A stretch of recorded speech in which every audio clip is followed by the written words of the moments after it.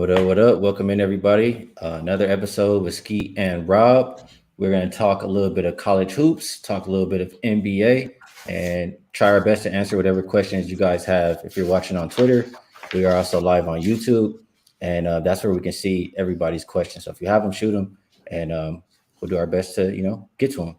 Rob, NBA kind of beat me up a little bit yesterday. I went 1-2, I believe. I had a 2-2 day overall. Won my one college game. How did yesterday treat you? How have you been doing? Yeah, NBA was 1-2, same as yours. College was 2-1. College again kind of rules the day for me. It's been that way all season long. We're up now, I think, 68 point something units of profit on the season. Been good. Close to a 58% season for the entire year. Yeah, I mean, the NBA just the struggle continues with trying to figure things out. I was seeing some comments made by, I don't know if you saw the Damian Lillard piece with JJ Redick, where Lillard's kind of different from all the other stars in the NBA. He was questioning what the NBA is turning into now, just the ultimate chase for a ring and nothing else matters. And I started thinking about the way I handicap this season.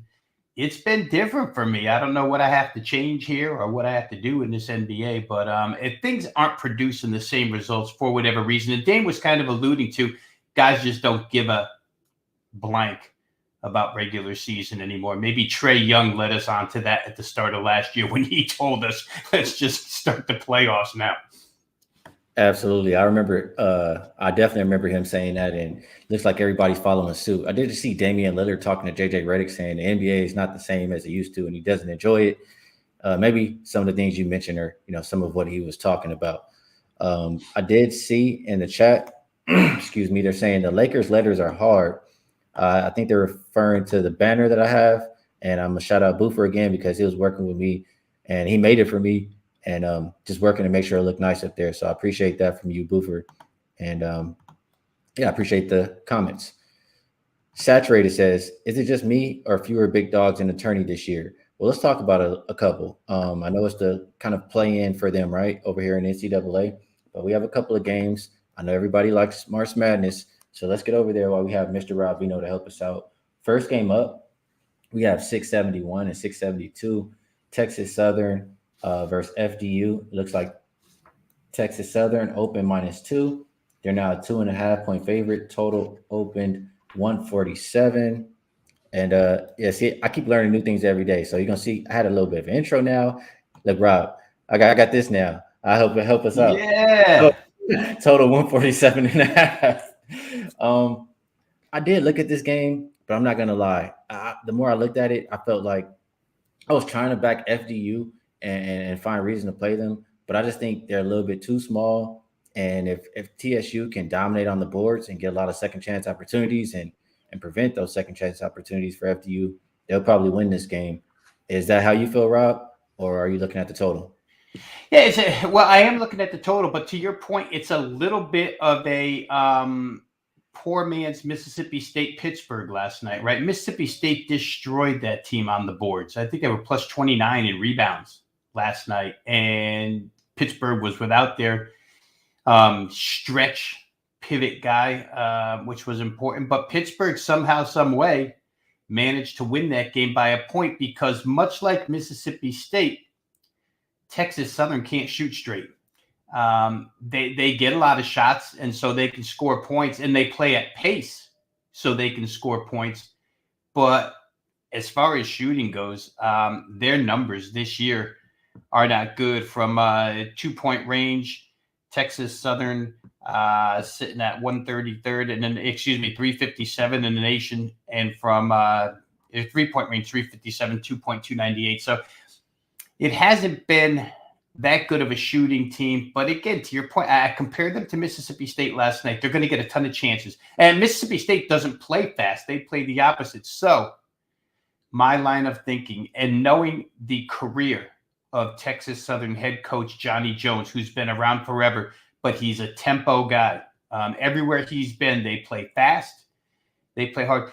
Fairleigh Dickinson, on the other hand, Ski, they have created a reputation over the course of the last 5 seasons. And this is not the first time they've been in this spot. They've been here recently in this NCAA tournament, in this playing game. They're a team that's created a reputation of being good shooters, high scoring, and fairly fast as well. I think the combination of those probably puts this over 147 tonight. There's going to be fouls. I think Texas Southern will get a bunch of second chances here against FDU. You pointed out they're a little bit too small. Totally agree. And they'll make their shots on the other end. So give me a game that's at pace, a game with a lot of second chance points, a game with a lot of free throws, and a team that can definitely shoot well in FDU. And I think 147 probably a little bit too low. These games, when they're close, Ski in college, and the line at 2.5 would indicate to us that it's going to be a close game. They tend to get stretched in the last minute. Foul, score, foul, score. Colleges, they play it out. They don't dribble it out like the NBA does. They play it out, and especially in this instance. So the chance for late points helps as well. Absolutely. I think that's the thing I forgot when I was looking over this game. I did have a slight lean towards that over, and to hear you say that, I might have to go back and look at it again now. Saturated says, did Ski get a graphic design squad? Moving up. I'm trying to work on it a little bit. Little by little, we'll get there. And yeah, appreciate the people who are helping me out with it. So Rob likes the over in this game between TSU and FDU. I'm leaning a little bit towards the FDU side, but I didn't get there to the window. So probably like what Rob said, a little bit more. Good stuff, Rob. Let's move over to the next game. And that one is going to be Arizona State and Nevada. This one opened ASU -1, now 2-point favorite, even 2.5 at one bet available. Total open 134.5. It's raised. We're looking, or it's between 134.5 and even 136 at bookmaker. So make sure you line shop depending which way you like. It was a lot to unpack in this game for me. The big thing I thought about here was Arizona State. I don't think is that, like, if they're not running in transition, I don't think they're going to be that good scoring. And this is a Nevada team that I think takes care of the ball a little bit better, and they're good at getting back in defense, transition defense. So that's gonna be tough if Arizona's not going to be able to run and gun. That's just how I feel. I like that. I'm looking at the free throw discrepancy between both of these teams. Shout out my guy Adam Rosenberg for this stat. I saw him posted on Twitter. He says, teams with the free throw percentages above 77% playing teams with free throw percentages under 75% are 86, 54, and 2 against the spread. And in the NCAA tournament last year, they were 15 and 6. So everything lines up for me here to think, why is this line so short, Rob? I'll ask you that. That'll be my question to you. Why is the line so short for a Nevada team that was kind of limping into this spot right here versus ASU?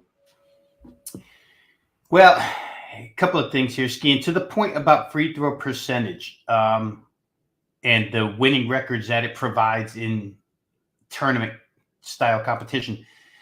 Generally, I'd like to take it a step further and just see the guys that are going to get to the free throw line. Are they the good free throw shooters? Or do you have what you had last night in the case of Mississippi State, where a guy who leads the nation in free throw attempts is a 58% free throw shooter because he plays the middle and he can't shoot free throws. That's not really good. But in Nevada's case, they got 4 guys that are going to get to the line, and all 4 shoot 78% or better. That's what you want in these instances, especially late game. In NBA Ski, we do a lot of, or you especially do a lot of work on last 5 results. We don't necessarily go to last 5 in college, but when I went back last 5 between these two, the level of competition played is not even close. For Arizona State, it was a tough road, their last 6 games. Arizona twice. Arizona is one of the top 8 seeds in the tournament. USC twice. USC is one of the top 10 defensive teams in the nation. UCLA, of course, we know UCLA is a 2 seed. Those were 5 of their last 6 games, and their shooting numbers were all low, except for the Arizona game, because Arizona is a different style team. They just want to get up and down. They don't play as much defense as USC and UCLA. But compare that to Nevada coming in here and actually, as you said, stumbling with games against Wyoming, Fresno State, UNLV, a pair of San Jose States. We'll give them credit. San Jose State turned it around this season, and one game against Utah State, who's a tournament team. Those schedules don't line up. Then I started to think about it. As badly as the Pac-10 gets shredded, at the top, it's a pretty good conference. I mean, you can't deny Arizona, UCLA, USC. So maybe there's somewhat of a class difference here. I know the Mountain West was better this year. I think it was a better league, top to bottom competitiveness. But aside from San Diego State, there's not really a defensive team like USC or UCLA in that league. So I wonder how Nevada's going to fare offensively here. I definitely wonder how Arizona State's going to fare, because when you watch them play, they're just not a pretty offensive team. And to your point, the games against Arizona State where they did get out in transition, they scored. And why Bobby Hurley wouldn't make that an emphasis of the game plan tonight, again, they didn't call me to coach this game, but I would be saying grab a defensive board and go. What's interesting about this one is Arizona State starting lineup has two starters from last year's Nevada team on it. Their center Washington and Desmond Cambridge, they're two of their best scorers, two of their best players, now play for ASU. So for a handicapping angle, when you start to use a little bit of, I don't want to say dislike for each other, but certainly Nevada wants to prove that they can win without those guys. And those guys are on Arizona State now saying, we know exactly what Nevada's going to run because we played there last year. So that makes it an interesting game too. I kind of lean toward under because I think it will be a defensive battle. Nevada's had to take on a different look this year because of the personnel generally under Steve Alford. If you look up his career, he's another tempo guy. But it hasn't been the case this year because he doesn't have those type of horses, that type of depth. So I don't know, Ski. To me, it looks a little more defensive oriented than offensive. But Bobby Hurley could change all that by getting out and running and forcing Nevada to come with him. And if he did that, honestly, I think Steve Alford would do it too. Both guys are former point guards. Both guys, again, like that style of basketball, but neither one's really applied it to their teams this year. I want to say when I was reading about Nevada, it's a team that is not good offensive rebounding, right? They don't even care. Like, they just shoot it and get back on defense. So how are you going to, even if you're grabbing the ball and going, they're going to already be back. So I think that's where ASU is going to really struggle. So I like your play on the under. It should be a game that is slower pace. And like you said, defensive game, I think that also bodes well for the Dogs. So we line up here, in my opinion. Rob, looking at under 135, I think, or 136 was the best number currently available. And I'm also liking the Nevada side plus the points. Those were the two games that I had on my schedule. I think the two big games for today. I know there's some NIT action. Was there any of the NIT that you wanted to discuss here, or should we move over to NBA, Rob? You know, why don't we go NBA? And if the chat wants to talk about one or two, we can. There's some great contrast games, Ski. Just real quick before we transition, I'll just point out Youngstown State against Oklahoma State. You got a team that wants to play in the 90s against a team that wants to play in the 60s. Santa Clara against Sam Houston, 90s against 60s. The NIT so often ends up this way with these difference in contrast in styles games. And they're played on home floors. So just as a general overview for guys betting these games, I like to think that the home team can dictate the pace unless the home team is just unafraid. If they're a big enough favorite to where who cares? We can do what they do and we can still beat them. Sometimes you get that attitude out of head coaches. But those two games in particular are real contrast games. And then, of course, Utah Valley and New Mexico. I tell you what, just my opinion, I'm always a sucker for these teams that like to score in the 80s. I like watching them, and New Mexico fits that bill when you watch Jalen House, Eddie House's son, Jamal Mashburn Jr., Deke in the middle. That team's going to go up and down, and so is Utah Valley. So that total of 163.5, 164, it's justified. New Mexico might score 100 tonight. Good stuff there, Rob. And those couple of those names you mentioned, I'm thinking in my head, I remember those names. They were kind of maybe on their way out of the league when I started paying attention a little bit more.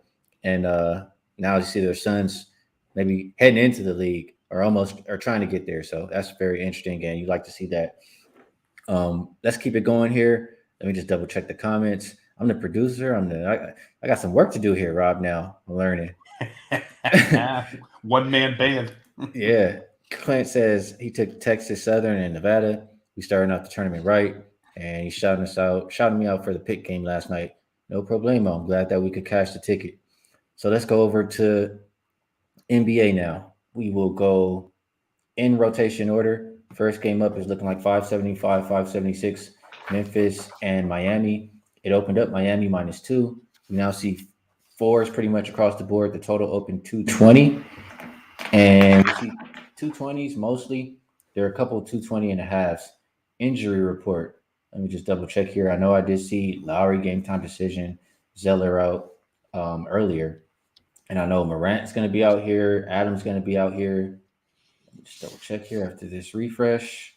So, yeah, those two guys still out. Williams out. Laravia out. So, my thought process here, Rob, is you have a Grizzlies team who is going to struggle to score without John Morant, their leading scorer, obviously, who sets up everybody else as well. And then Steven Adams. I'll talk about the good things he does defensively, how he is on the boards. I mean, he does a lot of good things offensively too, and is a good offensive rebounder. So I think you miss him. And, Grizzlies, you look at it in the last 23 games, you have 18 unders. It's a team that's still going to play some good defense. It's just where are all the points going to come from versus a Miami team who hasn't been that great defensively lately, but they're capable of it, and they're going to want to play at a slower pace here. So with all that said, thinking that Miami needs some wins, I lean towards the under, but I think Miami is probably the better bet here. I know the Grizzlies don't even have a winning record on the road all year. Now they're down a couple of guys, and the Heat have been a team who they're 23-13, I think, straight up at the house. Not so great against the spread, 11-24, but I just feel like this -4 is pretty much just asking them to win. So I haven't gotten there yet. Probably after the show, I'll go and put in Heat -4. How do you feel about this, Rob? Could you talk me off? Yeah, and generally, I don't start with the ATS trends.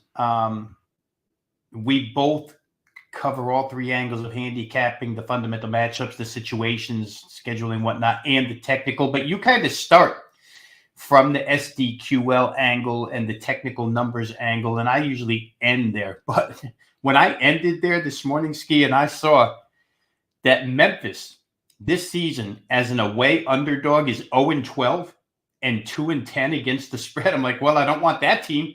And then I looked at Miami and saw as a home favorite, they're 8-21 against the spread. I said, well, I don't know if I want that team either. They're both bad in these roles. So neither one's trustworthy where that's concerned. So then you have to break it down, I guess, situational, fundamental that way. I'll give some credit, and not some, I'll give a bunch of credit to Tyus Jones, because when he does fill in for John Morant, he plays a pretty good point guard. He gets a bunch of assists. He can score points. But they are erratic shooting the basketball. And to your point, without Morant, I don't think they get to the rim as much. Now, the problem for them is on the defensive end. Without Steven Adams and without Brandon Clark, they allow a little more at the rim. I would expect Jimmy Butler. Again, I think we pointed this out the other day, or maybe it was on Jay's show. Jimmy Butler's been playing tremendous. And I wouldn't argue anybody off of his props tonight. I think the other night his PRA, they had it jacked all the way up to 36.5. It's been going up where odds makers are concerned, where they're setting these prices. And he got to 36. So you have to ask yourself, is there a line in the sand with Jimmy Butler? But in this instance, in a game like this that's going to be physical, these are the games I tend to like him. He's going to get to the free throw line, which he's been doing a bunch lately. He's going to score his points at the rim against this team. And for whatever reason, Ski, and I shouldn't say for whatever reason, I can actually pinpoint the reason. Miami, with all these three-point shooters, suddenly can't shoot threes anymore this season. So Jimmy's kind of carried this team for 2.5 weeks on his back. I would think he does it again. I didn't have a real opinion side or total, but I do think playing Jimmy Butler's PRA over is just worth it, because at this point in time, he's doing it every night. He has to for this team. He feels like it at least.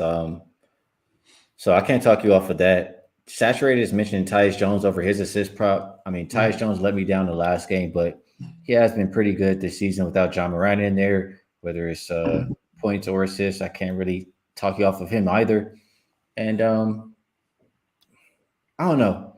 I guess, Rob, gun to your head, let me ask you. Heat -4 or under? Well, I'd probably say under. That's what I thought. Okay. Yeah. So I have to go back because I was leaning both of these directions. I want to get to the window with one of them. I'm not sure I want to get to the window with both of them. So would you say maybe Grizzlies team total under, Rob? How about that? Because I had a situation yesterday where I like the Lakers. I like the under. Under didn't cash. Lakers won. Pelicans team total under should have been the play. So Grizzlies team total under? You think that's maybe a look? You know what else, Ski? Now that we're talking this thing through, there's some really good. I'd have to get to them really quick. Somebody in the chat can help me out fast. There's some really good first quarter numbers where Miami totals are concerned. You wouldn't expect it, but there are. And Memphis has always been a really good first half team, but I think a lot of their first half work is done at the FedEx Forum, not necessarily on the road. And if we're trying to shrink the game to come up with a better answer than these full game answers, maybe there's one hidden in there. But I was surprised Miami's such a good first quarter, either ATS or total team. Like I said, I don't have those. Well, maybe I got these ATS numbers over here. Let me just look real quick. First half, Memphis 41-24 against the spread. Again, I think the better part of that is at home, but still, it's a good overall and probably a good road as well. So for me, there's too many debatable questions here rather than answers. Okay, fair enough. Let's keep it going. We do have a good amount of games we can still get to here on the slate. Next game up is going to be, my bad. Next game up is going to be 577, 578. We are looking at the Sixers heading into Cleveland to take on the Cavaliers. This game opened Sixers -2. They're now 2.5-point favorite. Total open 220. And we've seen an increase. It's as high as 223.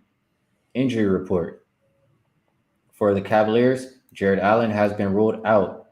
I didn't have time. I hopped straight from J Money Show to over here, but he was liking Embiid points over. I'm sure that's going to go up some more without Jared Allen there. And I'm not quite sure why the spread isn't moving, unless he literally just got ruled out right now. McDaniels, game time decision for Philly. So, and I don't see that news as far as like just coming out right now. I think it's been out for a little bit, or maybe it came out before we came on live here. So, how I was thinking about this game, let me just pull this up here. Something new I can do on the show too. And I shouted out Boofer earlier. I shouted him out yesterday. I'm gonna shout out RC as well because he's the reason I can do this on the stream now. We're gonna look at wrong screen there. I'll get there. I gotta get to the screen first over here, then we set it up. All right, there we go. And don't make fun of my tabs. I'm a tab hoarder. We already been through this. Nice. So we're looking at row favorites. And let me actually get this date up to date here. We're going to look at row favorites. And you see here Sixers and Cavaliers at the top. It's active here. Row favorites with 2+ days rest when their opponent is on the back-to-back in a conference game after All-Star break. So this is pretty much, we're looking at in conference after All-Star break because it's down the stretch where teams are kind of jockeying for a position. And when it's in conference, these are the teams who are trying to pass you up. And you want to send a message to them heading into playoffs anyway. So it looks like they are 47-18 straight up, 72.3%, 37-25-3 against the spread, a little bit under 60%. That says to play the Sixers tonight. So with the spread at -2.5, that's pretty much just asking them to win. It says that the average line in this situation was -5.4. Those teams win by about 7 points per game. Rob, my question to you is going to be, why do we not take the Sixers tonight? Or do we? And also, do you like that Embiid prop? I'll check out what his points have made it to right now. Yeah, okay, a couple of things here.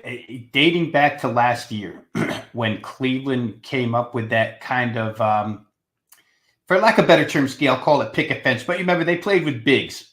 Mobley, Allen, I'm forgetting who the third was. But that's kind of the reputation they took with the bigs. And I thought at the time that was going to be problematic for Joel Embiid. But Joel Embiid has had no problem with this team. He's dismantled this team, as a matter of fact, over the course of the last 2 years. So I do like Jay's look on that prop with Joel here. I don't know if they, obviously Joel's a big guy, 7'1", 280. And even though these guys have length, and Allen's not even in there tonight, a guy like Mobley has length, just not big enough to contest Joel Embiid. So I think that's probably a good look. When you look at the standings, which I think at this point in time, I always give those a look in the morning because I think they're highly important at this point in time. Philly's got a chance. They're only one game behind Boston for that second slot. And by the way, I think that we're still clinging to that Boston season win total under, aren't we? You're goddamn right we are. We need 3 more losses. I'm keeping track. I just remember that, yeah. And Philly's got a chance to get into that 2-hole, so they're going to play all out. They've had a lot of rest. You mentioned that. Cleveland's on back-to-backs. Mitchell didn't play last night, but I have to believe with the line at 2.5, Donovan Mitchell is in tonight. Maybe he just rested the front end of the back-to-back. But again, these games, and I thought Philly's dominance against the spread in this series was greater than it is. Last 6 games, they're 3-2-1 against the spread against Cleveland. I think they're 5-1 straight up, but only 3-2-1 against the spread. But I think you said it earlier about the Miami game. We're only asking them to win here. And Philly hasn't really had that much difficulty on the road this season. So I would like that lean toward the Sixers here. I would also like the lean on Joel Embiid. So I'd probably say I agree with both of you guys in the way you're looking at this one. Yeah, Joel Embiid, at least on stations, because it's the only app that I could get to work on my phone right now currently. I see his point prop at 32.5, so could be a look towards the over. He definitely should dominate, especially if we're like in the Sixers to get the job done here. All right, let's keep going down the list. Doing pretty good here. We may run out of time before we get to every game, so maybe one of these games we'll skip over, but it won't be this one. 579, 580. We're going to look at, you know what time it is, Rob. We're going to look at the LA Lakers, Houston Rockets. Game open -2 for the Lakers. They're now a 3-point favorite, 3.5 at a couple of shops. Total open 230.5. It is up to 231.5, depending where you shop. Injury report for Houston. Alperen Sengun, game time decision. For the Lakers, they will be without LeBron, AD, and Mo Bamba in this game for tonight. This one is pretty easy for me here, Rob. When I think about the Lakers, Lakers without no AD equals no defense. You look at the last 2 years, 60% to the over without him on the floor. This season, without AD, if they're on a second of a back-to-back, the over is 6-1. And I know they've gotten a couple better defensive guys like Vanderbilt, but it's just all the help defense that Anthony Davis brings, the rim protection, it's going to be non-existent. And you're going to see the other team be able to take advantage of it. So the Lakers are still going to be able to score on their end. As we saw last night, they got plenty of shooting, plenty of spacing, and they're moving the ball. They're confident, they're playing well. So I like them to score. Both teams top 5 in pace last 5 games. I think it's going to be extremely up-tempo again tonight. And we get, over that 231.5 number. Just for the record, I do have over 230 in my pocket. And I also think the Lakers are the right side here. I mean, they got to win some games, right? This is a Houston team who just beat the Celtics. Maybe a little bit of an exhale, letdown spot for them. Maybe, a lot of young guys, they go out and party after a win like that. But this Lakers team looks locked in. They're playing like they want to make a playoff push. And I'm going to trust them versus one of the worst teams in the league. I haven't played it yet. I should have played it last night, but I have to get there with the Lakers at the -3. Can you talk me off the Lakers or the over here, Rob? No, but you should have told me you didn't get to it yet because I would have put it in for you when I put it in for me. I'm glad to hear you're on over. I'd have thrown yours in there as well. I bet it already, Ski. I thought the same exact thing as you did. I think we knew last night Anthony Davis wasn't going to play here in this game, and to me it just screams of tempo up and down the floor. Houston's got some guys playing better offensively now. Jabari Smith Jr. in particular, 3 consecutive double-doubles. When I think of their backcourt in this game against the Laker backcourt, I think that's an offensive duel between those two. And again, Jared Vanderbilt, he's a good defender, but there's not really an assignment here where I feel like he's going to be able to do what he does best. I mean, I guess he would be the guy that they would say, go get Jabari Smith Jr. But I just like the way he's playing right now. So I lean offense in this game. I think there'll be a lot of offense. I have to say, though, yesterday when we did NBA tip-off and Tony Finn made the comment, Ski doesn't talk much about the Lakers anymore. No, you're not listening then, Tony. You're talking about the Lakers quite a bit lately. I didn't play the side because I like the total that much, and I did play over. All right, we're lined up there. Over is the best bet in this game for sure for me. Let's keep it going, and for Rob as well. Let's keep it going here. Next game on the slate, 581, 582. This is going to be Boston heading into Minnesota to take on the Timberwolves. This game open, Boston minus 3.5. They're now a 5-point favorite. Total open 233.5. We're still looking at 233.5. Their injury report for Boston looks like Gallinari, Pritchard, and Time Lord are out. For Minnesota, Gobert, Naz Reid, Austin Rivers, game time decision. Noel, Towns, out. So for me, I just went with player props here, Rob. We already know we're rooting for the Celtics to lose. So I'm going to go with Anthony Edwards over 3.5 assists. The coach kind of called him out before that last game. So after the Brooklyn game in the post-game presser and said, 2 assists is not enough. We're a much better team when he's creating for others and using his gravity. So he averages 4.8 assists at home through 36 games. He's hit the 3.5 assists, 59.4% out of 69 games so far this season. I think he's going to get there again tonight. He had 5 in the third quarter when we took him last game. And if you like anybody for the Boston side, I'm going to go Horford over his 1.5 3-pointers. I'm sure it's been going up throughout the day, but he's hit 7 of the last 8 games. He's hit 35 out of 54 games so far this season, which is 64.8%. He's shooting at a 45.3% clip from 3, going up against the 24th worst ranked 3-point defense. And Gobert on a sprained ankle, is he really going to be one to, slide over and get out there on the 3-point line, then run back and get a rebound? No, I think Al Horford's going to get a couple extra open looks tonight. So over 1.5 3-pointers made for him, over 3.5 assists for Anthony Edwards. How do you think is the best way to play this game, Rob? Well, my initial thought, Ski, was, and I do this with Boston a lot when they have an off-shooting night, which they had against Houston the other night. I like to play their team total over the next night out, especially if the game is at home. This one's not at home. It's on the road. But I wasn't thinking that the number would be 119.5. So it's kind of got me at a crossroads here. Still haven't played, would like to play. And I think the reason why I still may play is because Minnesota, all of a sudden, a team that I really liked as an under team coming out of the break and started that way, 3 of the last 4 have gone way over. 272, 247, 251 in 3 of their last 4 games. So the potential for Boston to get to 120, I think Minnesota's playing last 5 games. I think I saw number 11 tempo in the NBA, which is upper echelon, not quite extreme tempo, but fast enough. And to the point of needing the Celtics to lose, which with these season win over-under win tickets, which we need with Boston, maybe Minnesota can outscore them the way they've been outscoring people. I mean, they outscored the Hawks. They outscored the Kings. Just barely missed against the Brooklyn Nets, 124-123. So they're getting their share too, all of a sudden. But that's the way I might still look. Boston team total over 119.5. I see that 28.5% 3-point shooting the other night against Houston and think Boston just doesn't go dry 2 games in a row this season as far as offense goes. I hear you on that 100%. Let's hope they score 120 and the Wolves score 122. So we can stay on our way towards that win total under. Cometa says, Ski, do you only bet basketball or also other sports, hockey, baseball, etc.? I bet plenty of sports.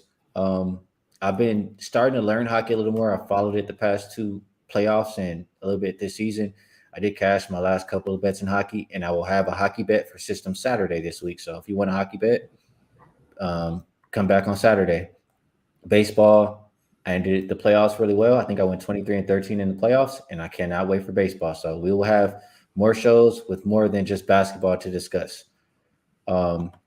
Saturated says, you guys have time to discuss this Bulls game. Can we take Bulls first quarter?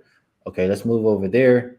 And Enrique really quick says, all right, Ski and Veno, 1-2 punch since Kobe and Shaq. I'll take it. I appreciate you, Enrique. Yeah, we will definitely take it.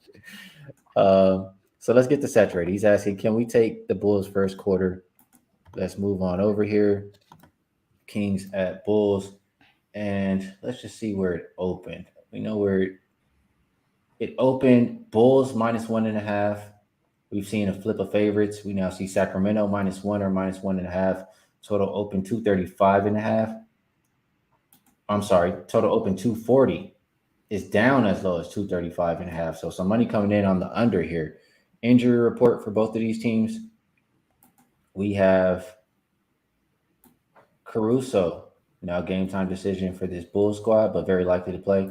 Green out. For Sacramento, Rashawn Holmes out. Trey Lyles out. So for me here, Rob, I just feel like, for one, I would not be betting the under between these two teams just because I feel like neither one of them has been playing very much defense lately. I do think the Bulls are capable of playing defense with some of the players that they have, and maybe after having 3 days rest, that's the route that they take in this game, and that's why we're seeing a move towards the under. But I think the Bulls are the right side. Just looking at last 5 game stats, for one, they're the better defensive team, the better rebounding team. But just watching them play, the body language is a hell of a lot better. They were looking like they were giving up going into the All-Star break.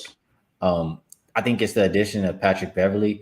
I heard a couple of guys, but I think I heard Levine just talking about he brings a lot of energy. He's all heart, et cetera, et cetera. He's the glue guy for this team. And I just think his energy, think about when he played for the Timberwolves.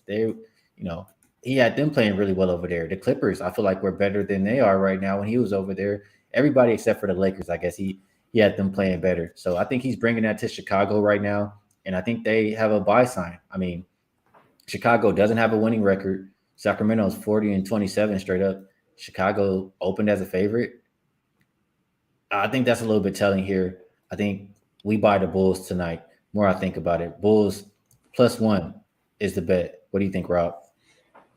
If I was going to bet it, I would prefer Bulls full game. And I know that the rest, we usually consider that to be an advantage. But the Bulls have had extended rest. And I always get worried that to start the game, it could be rust as much as rest. But as the game wears on, the fatigue shows up on the other side. And the Bulls will probably be fresher later on. Now, with that negative look at the first quarter, back to Saturated's point, the Kings have been a lousy first quarter team. I think they had the least wins, the least covers in the first quarter of any NBA team. I think I saw this morning 12 and 18, where the Bulls have been a really good first quarter team, 37 wins in the first quarter. So those numbers would dictate to you, let's go ahead and play Bulls first quarter. Again, my trepidation or scaredness or whatever to getting to them in the first quarter is that sometimes with all the time off, you just don't come out on fire because you're the rested team. Sometimes it takes a little bit of game to get it going. So I wouldn't be there. But if I was going to play it full game, or if I was going to play the Bulls, I would rather play them full game rather than first quarter. Yeah, and I'm going to get there with the Bulls. The more I think about this game, I like them. We'll see if they can get the job done here tonight. I'm going to be real with y'all. We are kind of getting up against it time-wise. I hate this game. It's not even probably the same spread anymore. I don't want to talk about Spurs don't even want to win. Rob, you have anything for this game, or should we move on to the last game for the day? No, we talked ahead of the show and decided if we were going to skip one, it would be this. There's just too many absences. San Antonio's lineup's different every night. Dallas isn't playing anybody. Right now they're all hurt, so we can skip that one. All right, let's keep it moving. The last game up will be 587-588. Golden State heading into LA to take on the Clippers. It opened Clippers -2. We see them as a 2.5-point favorite now. Total open 235, all the way up as high as 237.5. Injury report for this one. Boston out for the Clippers. Norman Powell out for the Clippers as well. For the Warriors, it looks like they will continue to be without Andrew Wiggins, Gary Payton III, Iguodala, and then we see Kuminga is game time decision, but he's likely to play. And then Ty Jerome, game time, but also very likely to play here. Really, let me pull this up really quick just because it's the route that I was thinking here this morning. I was thinking, in games like, and it was working 2 weeks ago, it was working maybe a week and a half ago. This past week, it's kind of been not so much. And the market is actually going against the under as well here. My thought process is when, um, see, do I get it? I don't have, there we go. My thought process here is, when two teams are playing in the same conference or same division down the stretch, it's a really important game, and it's going to be playoff intensity. They're going to play defense because they're jockeying for some kind of position. And when it's these high totals, in my opinion, it should be, it should be even more unders, even more. It's too high. That's just how I feel about it. So this system is saying since 2016 or trend, however you want to call it, system or trend, it goes back to 2016. We're looking at home teams on an under streak playing in division during the regular season after All-Star break with a total of 234 or higher. And we have them as 18-5 to the under, which should be about what is that? 78.3%. And the average total was right where we're at today, 237.3. So I didn't like that it initially went up because uh, people are liking the over for a reason. I know the Warriors haven't been very great defensively on the road.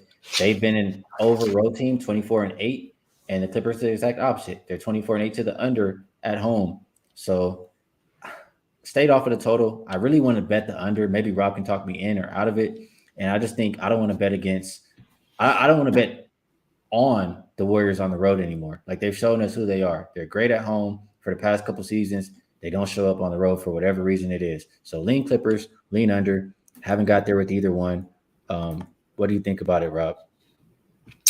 Yeah, the total is just a complete contradiction on both sides. You went through it, right? One side is 24-7 over on the road. The other side is 8-25 under, or 25-8 to the under at home. So I would say that kind of eliminates, and I know this game went up because a lot of people are just playing that fact right now that Golden State on the road is a fade and an over. Pretty simple. Their records indicate it. But the Clippers do contradict that with 25-8 to the under at home. First quarter, Golden State's been a huge over for sure. So if you like first quarter, maybe you could break this game down and simplify it to that first quarter over. But I like the Clippers. I think the Clippers are embarrassed from what happened the last game between these two, that 115-91. The Clips led at halftime in Golden State, and that third quarter got away from them in a hurry. I think that was the Jordan Poole night where he made like 6 threes in the third quarter. This one's in LA at home. And I know that those types of games, especially when they're high profile games, as you mentioned, and we're coming down the stretch here, they stick in the back of these guys' minds. So Clippers have had some rest. Pretty good home team. Again, I think their defense is superior to that of Golden State. So I like that side. I thought the price was cheap. Ski, I'll lay 2.5 with the Clippers. I hope I didn't offend. I was trying to talk and glance at the comments as you were throwing them up there, and somebody said, Rob better not badmouth the Warriors. Yeah, watch his mouth talking. That's the Warriors attorney right there. Yeah. I don't want to get in any trouble here, but I do think that the Clippers are probably the right side of the game. The total, I have to leave it up to individual preference. If you think Clippers home under is stronger than Warriors road over, then be my guest. If you think vice versa, be my guest as well. I think the simplified way might be to take first quarter over because Golden State's been so good at that too. I think I saw this morning 41-25 over. That encompasses everything for the season. Pretty good number there. Can disagree with anything you're saying there, Rob. And they calling me over there for the other show. So it's about that time. We did make it through all the games except for the one game that's an absolute disaster that we did not want to talk about. So it's the time of the show where I ask if, and shout out to Jay. Appreciate you tapping in. Appreciate all of you tapping in. If you guys, like I always say, the show is not the same without the chat. We appreciate you guys 1,000%. If you guys are enjoying the show, hit the like button. And if you guys want to know when we're doing more shows, hit the subscribe and you will be alerted. It's the time of the show, Rob, where we ask if there's anything that you would like to promote, And is there maybe a play that we talked about that you like more than the rest? Very quickly, we'll promote what we always promote, wagertalk.com. Take your email address right over to wagertalk.com's website. Just put it in there for free. You'll have access to all the video content they do each and every day, every sport, every game, all analyzed. Wagertalk.com if you're interested in selection packages. Again, my college basketball has been among the best, if not the best, I think, at wagertalk.com this season. So if you're looking for tournament plays, my plays are always up and available. Wagertalk.com. Got a couple for tonight going as well. Yeah, to Jay real quick, I kept the comedy portion of my week to your show and kept it off of skis. I can't believe the reaction that we got the other day to our little back and forth. For games here, Ski, real quick so you can get out of here, I think I'm going to go back to the Lakers-Houston. It was the first one I bet, so I'm going to leave that as the best bet here. I thought over 230.5, which is where I got it. I think it's, like you said, 231 now. I still think it's an up-and-down game. Lots of points, little rim protection on either side. So give me Lakers-Houston over the whatever the current price is. I'll take it at, because I don't think that it's at a point where you have to get off it. And I like to give you guys something different all the time. But this is really the best bet for me today. I got it at over 230. The best number you can get right now is you can get a 230.5 at Bet Online, WinBet, Heritage, a couple of shops there. So I think this Houston game has potential for a lot of points. I'll tell you the other plays that I bet. That is the best bet. I'll tell you the ones I bet so far. It's not going to be all I have for today. But Horford over his 1.5 3-point makes, and we went Anthony Edwards over his 3.5 assists. There's going to be some more adds to my card. We talked about majority of them during this show. Rob, appreciate you taking the time to come and talk with us and share all this information. Like I said before, we both appreciate everybody in the chat for watching and for sharing as well. You guys give some great looks. And like I said, it's not the same show without you. We will be back tomorrow. I think, Rob, you're free tomorrow, right? Yes, sir. Okay, we'll be back tomorrow and Friday as well. So best of luck on all your action tonight, and we will see you then.